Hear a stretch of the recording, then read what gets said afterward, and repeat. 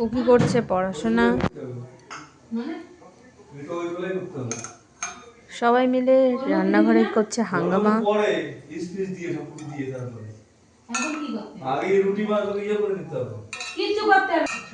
বাবা করছে সাশ্রয় আলু দিয়ে।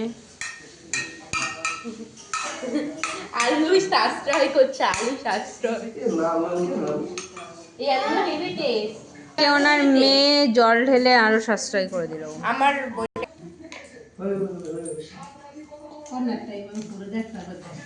আর ওইভাবেই করে আমরা বাড়ি। এদিকে না রাগ হয়ে গেল, এদিকে পিৎজা করা হয়ে গেল। কি খাওয়াবো? আমার মাটাকে বেলবেই না। আরে চলো বেলে নিয়ে আসি।